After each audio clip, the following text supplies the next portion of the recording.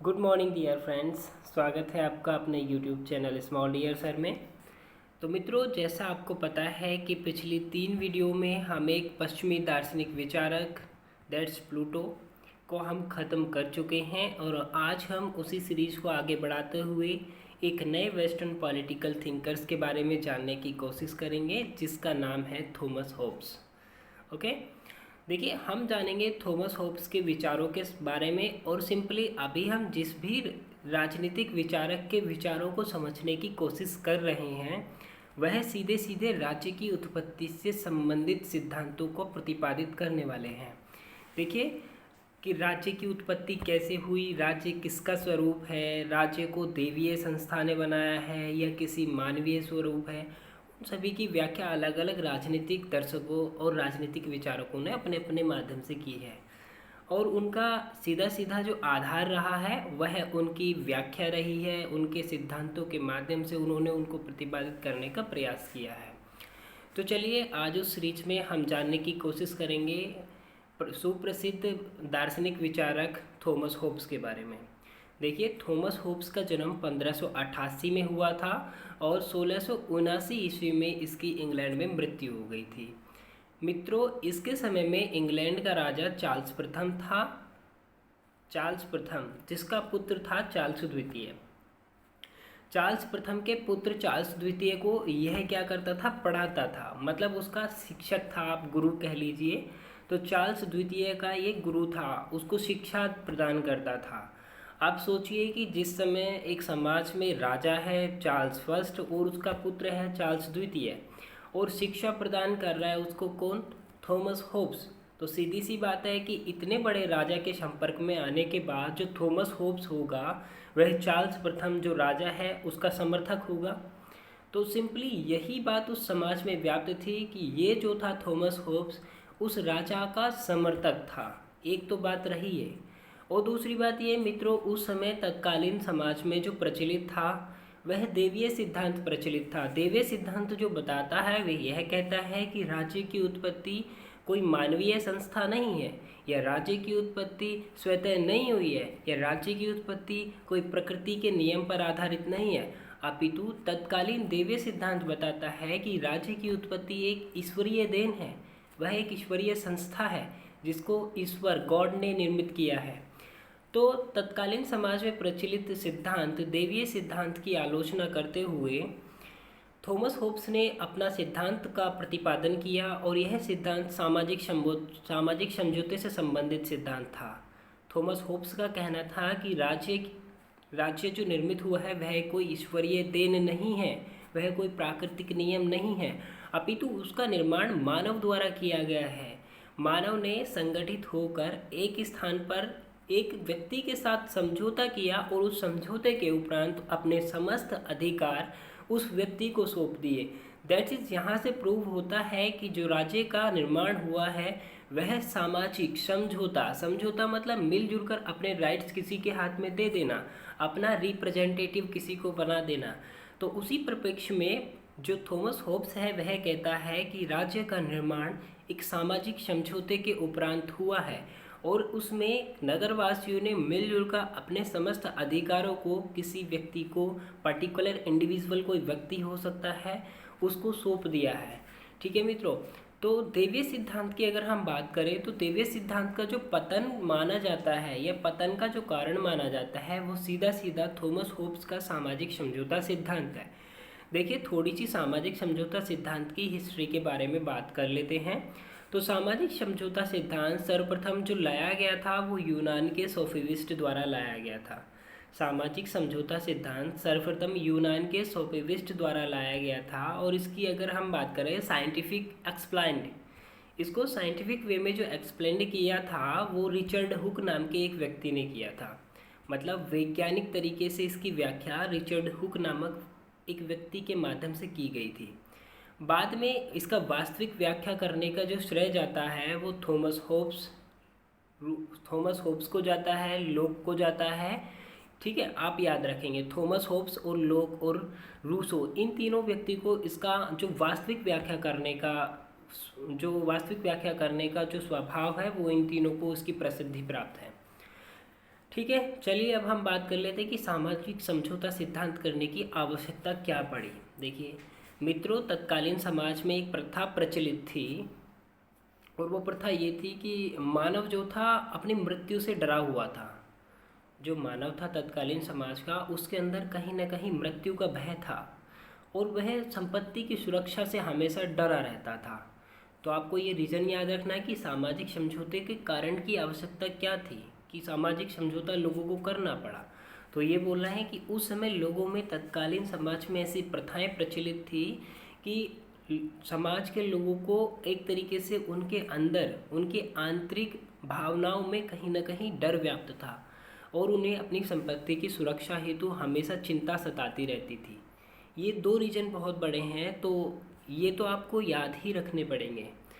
और तीसरी बात अब करते हैं कि उस समय मानव का स्वभाव क्या था। देखिए थॉमस होब्स, रूसो और लोक, ये तीनों के तीनों लोग जो हैं अपने अपने माध्यम से, अपने अपने आधारों पर और अपने अपने सिद्धांतों के माध्यम से सामाजिक समझौते सिद्धांत की अलग अलग डिफरेंट डिफरेंट व्याख्या करते हैं, डिफरेंट डिफरेंट इसका एक्सप्लेन करते हैं। सबसे पहले हम पढ़ने की कोशिश करेंगे थॉमस होब्स को, उसके बाद हम बाकी तीनों को पढ़ेंगे। ठीक है, तो थॉमस होब्स मानव के स्वभाव की प्रकृति क्या बताता है, मानवीय स्वभाव। ठीक है, तो वो कहता है कि तत्कालीन समाज में मानव का जो स्वभाव था, मानव एक तरीके से झगड़ालू था। देखिए झगड़ालू से मतलब यहाँ पे सीधा सीधा यह है कि मनुष्य अपनी अपनी अपनी आवश्यकताओं की पूर्ति हेतु हमेशा ईर्ष्या करता था, दूसरों से द्वेष की भावना रखता था, उनसे लड़ता था, झगड़ता था। उसका नेचर जो था, उसका नेचर एक झगड़ालू व्यक्ति के समान हो चुका था। और वह झगड़ालू ही नहीं था, थॉमस होब्स ने यहाँ तक कह दिया कि मनुष्य की प्रकृति एक राक्षसी प्रकृति थी। वह अपने स्वार्थ हेतु किसी को भी मार देता था, काट देता था। वह चाहता था कि अपने स्वभाव की प्रकृति और अपने संपत्ति की रक्षा कैसे की जाए। कुल मिलाकर वह कहता था कि मनुष्य झगड़ालू है, अहंकारी है और स्वार्थी है। मनुष्य की प्राकृतिक स्वभाव का जो उसने वर्णन किया है वो उसकी प्रसिद्ध पुस्तक लोवियाथन में किया है। आपको याद रखना है कि लोवियाथन किसकी प्रसिद्ध पुस्तक है। तो लोवियाथन मित्रों, लोवियाथन प्रसिद्ध पुस्तक है थॉमस होब्स की। थॉमस होब्स ने सामाजिक समझौता सिद्धांत सीधा सीधा लोवियाथन में ही प्रतिपादित किया है और उसमें ही यह मनुष्य के स्वभाव के बारे में बताता है। दूसरी वो बात करता है प्राकृतिक अवस्था की। पहले हमने मानवीय स्वभाव के बारे में जाना, दूसरा प्राकृतिक अवस्था। देखिए उस समय की अगर प्राकृतिक अवस्था की बात करें तो मानवीय स्वभाव जो था राक्षसी प्रकृति का था। मानव एकांगी था, स्वार्थी था, राक्षसी था। ये सब उसके अंदर गुण विद्यमान थे। वो हमेशा युद्ध करने में ज़्यादा विश्वास करता था। इसीलिए बोंदा ने कहा है कि जिसकी लाठी उसकी भैंस, वही वाली समाज में प्रथा प्रचलित थी। मतलब जिसकी पावर उसका ही अधिकार, वह उस समय समाज में प्रचलित था, जोर शोरों से समाज में आगे बढ़ रहा था। और व्यक्ति का जीवन जो था वो प्राकृतिक कानूनों से निर्मित वे पर चलता था। ठीक है, मतलब प्रकृति के द्वारा जो निर्मित कानून थे उनके आधार पर उसका जीवन या उनको अपने जीवन को निर्वाह करने का अधिकार था। कोई ऐसा व्यक्ति नहीं था जो उनके लिए कानून बनाए। कानून क्या है? कानून संप्रभुता का ही तो एक रूप है। कानून सर्वोच्च सत्ता द्वारा निर्मित या तो उनके क्या हो सकते हैं, ऑर्डर हो सकते हैं सर्वोच्च सत्ता के, जो जनता के हित में दिए गए हो। ओके, तो आपने जान लिया मानवीय स्वभाव के बारे में, अच्छा प्राकृतिक अवस्था के बारे में। ये दोनों अवस्थाएं आपको एग्जाम में लिखनी 100% है। ठीक है, अगर आपको नंबर पाने हैं। और समझौते के कारण मैं पहले बता चुका हूँ कि मानव को कहीं ना कहीं मृत्यु का भय था। तत्कालीन समाज में ऐसी प्रथाएं प्रचलित थी, उसको हमेशा मृत्यु का भय सताता रहता था। वह संपत्ति की सुरक्षा हेतु कुछ न कुछ करना चाहता था, तो इसलिए कहीं ना कहीं सामाजिक समझौता सिद्धांत हुआ। अब समझौते के बारे में पढ़ते कि समझौता हुआ कैसे। तो समझौता जो हुआ था, थॉमस होब्स के बारे में बताता है कि समझौता व्यक्ति का व्यक्ति के साथ हुआ था। ठीक है, इसमें कोई राजा शामिल नहीं हुआ था। पर्टिकुलर राजा प्राकृतिक रूप से बाहरी रूप में रहा था, तो इसीलिए राजा का सिंपली यह बात कि शक्तिशाली होना और निरंकुश हो जाना स्वतः प्रतिपादित होता है। ठीक है, तो यहाँ पर समझौता कैसे हुआ था उसकी एक झलक देख लेते हैं। मित्रों, जो समझौता हुआ था वो सिंपली, हाँ, जो समझौता हुआ था उसमें क्या हुआ था कि समुदाय या कबीले के लोग सब एक साथ एक पर्टिकुलर प्लेस पे आए होंगे, एक खुला हुआ स्थान होगा बहुत बड़ा सा, जो थॉमस होब्स कहता है, वो कहता है कि वहाँ पर सभी व्यक्ति जमा हुए। और क्या किया, सबसे पहले थॉमस होब्स ने एक लाइन बोली है कि मैं अपने समस्त आर्थिक, राजनीतिक एवं सांस्कृतिक अधिकारों को एक पर्टिकुलर इंडिविजुअली, ठीक है, एक व्यक्तिगत रूप से एक व्यक्ति को सौंप देता हूँ। आप सभी अपने सभी अधिकारों को उस व्यक्ति को सौंप दो। ये थॉमस होब्स का स्टेटमेंट था कि मैं अपने समस्त अधिकारों को, वो किसी भी प्रकार के अधिकार हो सकते हैं, इस व्यक्ति को सौंपता हूँ, व्यक्तिगत व्यक्ति को। आप समस्त अधिकारों को भी इसी व्यक्ति को सौंप दो। तो उसकी ये लाइन से प्रेरित होकर तत्कालीन समाज में जितने भी लोग उस खुले हुए स्थान पर या एक बड़े प्लेस पर एकत्रित हुए थे, उन सभी ने यह बोला और कहा कि हम सब अपने सभी अधिकारों को इस व्यक्ति को सौंपते हैं। तो ये समझौता व्यक्ति का व्यक्ति के साथ हुआ था, ठीक है, ये बात आपको याद रखनी है। यहाँ पे जो राजा था वो बाहरी रूप से बाहर रहा था, क्योंकि राजा ने तो किसी के साथ समझौता नहीं किया था। यहाँ व्यक्तियों ने अपने समस्त अधिकार राजा को सौंपे थे। तो मित्रों, इसीलिए यहाँ पर जो राजा था वो निरंकुश अथवा स्वेच्छाचारी हो गया, ठीक है। जब राजा निरंकुश अथवा स्वेच्छाचारी हो गया तो राजा के प्रति अब क्या है, विद्रोह नहीं कर सकता है कोई भी, क्योंकि राजा के प्रति विद्रोह करने का तो सवाल ही खत्म हो गया। समस्त अपने समान अधिकार तो सारे के सारे क्या है, राजा को सौंप दिए हैं। लेकिन क्या है, यहाँ पे आपको एक बात याद रखनी है कि होब्स जो है उसने एक से एक अधिकार जनता के पास रहने दिया है, वो है आत्मरक्षा का अधिकार। यदि उनको लगता है कि किसी कंडीशन में हमें आत्मरक्षा में सहायता नहीं मिल रही है, तो उस समय क्या है, वो राजा के प्रति विद्रोह करने का उनको अधिकार है और वो राजा के प्रति विद्रोह कर सकते हैं। होब्स के अनुसार क्या है, सामाजिक एवं राजनीतिक समझौता ही है। होब्स के अनुसार राजनीतिक, सामाजिक, ये सभी प्रकार के समझौते एक समझौता ही है। इसके आधार पर ही संप्रभु तथा स्वतंत्र राज्य की स्थापना हुई है। वह कहता है कि समझौते के आधार पर ही संप्रभु तथा स्वतंत्र राज्य अस्तित्व में आया है। मित्रों, आपको समस्त बातें पसंद आ रही होंगी। एक याद रखिए मेरी छोटी सी बात, यहाँ पर जब राजा निरंकुश हो गया तो निरंकुश राजा होने पर क्या होगा, राजतंत्र की स्थापना होगी। तो आपको सिंपली याद रखना है कि थॉमस होब्स राजतंत्र का समर्थक था। एक बात मैंने वीडियो स्टार्टिंग में बताई थी कि उसका जो पुत्र था, चार्ल्स प्रथम का पुत्र चार्ल्स द्वितीय थॉमस होब्स से शिक्षा प्राप्त करता था, तो इसीलिए वो राजा के प्रति क्या रहता था, एक उदारतापूर्ण उसके समर्थन में रहता था, उदारतापूर्वक। तो इसीलिए वहाँ से भी सीधा सिद्ध हुआ कि राजा जो है वह कहीं ना कहीं थॉमस होब्स को अपने आकर्षण का केंद्र बनाने में सहायक रहा और सहायक सिद्ध हुआ, ठीक है। तो इसीलिए वहाँ से भी सीधा सीधा सिद्ध हुआ और यहाँ पे आके फाइनल हो ही गया, क्योंकि थॉमस जो है राजतंत्र का समर्थक रहा। उसने राजा को स्वेच्छाचारी बनाया, उसने राजा की शक्तियों को असीम बनाया जिसकी कोई सीमा नहीं है। समस्त अधिकार जनता के राजाओं को सौंप दिए। इससे क्या है, कहीं ना कहीं जब जनता के सारे अधिकार राजा को मिल गए तो राजा निरंकुश हो गया, स्वेच्छाचारी हो गया, राजा पर कोई प्रतिबंध नहीं रहा। अब संप्रभुता किसके हाथ में है, राजा के, और राजतंत्र की स्थापना हो गई। अगर संप्रभुता राजा के हाथ में आ गई तो राजा का आदेश अब क्या है, कानून है, जनता को मानना पड़ेगा, जनता उसको मानने के लिए प्रतिबंधित है। तो चलिए, ये था इसका सिद्धांत, सामाजिक समझौता सिद्धांत। अब सामाजिक समझौता सिद्धांत की थोड़ी सी आलोचनाएं भी हैं, उनको समझना बहुत ही आवश्यक है हमारे लिए। तो सामाजिक समझौता सिद्धांत की आलोचना तो सबसे पहले इस आधार पर की गई, कुछ विद्वानों ने कहा कि सामाजिक समझौता सिद्धांत में मानवीय प्रकृति और स्वभाव को कहीं ना कहीं बहुत अच्छे तरीके से एक्सप्लेन नहीं किया गया। इसमें मानव के स्वभाव को झगड़ालू बताया गया है, जबकि मनुष्य हमेशा से झगड़ालू नहीं रहा है। 100% यह नहीं कहा जा सकता कि मनुष्य हमेशा झगड़ालू रहा है, वह हमेशा झगड़ता रहता है, संपत्ति को लेकर लड़ता रहता है, ऐसा नहीं है। मानवीय स्वभाव जहाँ एक तरफ ईर्ष्यालु है तो दूसरी तरफ उदारतापूर्वक भी है।